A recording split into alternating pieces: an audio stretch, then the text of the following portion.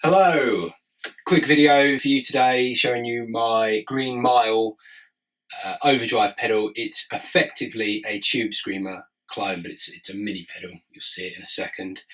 I really like it. It takes up less space than an actual tube screamer on my pedal board. It's sort of similar size to that tube screamer mini, but I think it's got a lot more to offer you with the hot or warm settings. I prefer hot, and so today's video I'm just going to do some really quick demos on single coils, P90s and Les Paul humbuckers to give you a quick taster of what it's like with the different pickups, because I know there's loads of different videos on tube screamer clones and overdrive pedals, and sometimes just with one guitar. And what really gets me is when people play different things comparing it to you. So they'll play one riff and put the pedal on and play a different riff. So I'm only human. I'm going to keep them as similar as I can, turning the pedal on and off. There might be some variations in it, but I'll do my best for you. So here we go.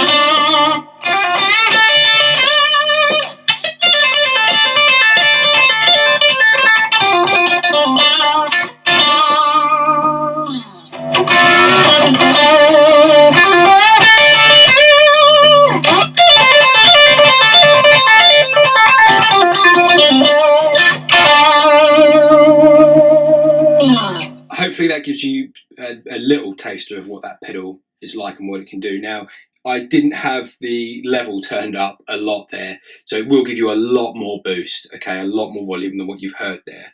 So we're not even halfway. So I just didn't want to blow the microphone up in the studio or blow the window out. So, you know, with the boost turned up, it really pushes those humbuckers a bit more. But what I love about it is that it really thickens up the sound of the single coils and the P90s, but it does so in a way that it still keeps their sort of clarity with the Strat. It keeps that quackiness about it, but it's just a much more beefed up version rather than, you know, having to do the old tone mod to try and thicken up that bridge pickup. So I just want to say, for the price, I think it's about 70 quid, I think.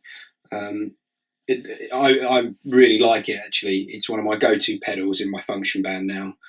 I use it for all my solo boosts and things like that. Unless I need a clean sound, then I tend to use my GE7. But other than that, it's great. It's good value for money. It's got a really tiny footprint, so obviously that means there's no battery in it.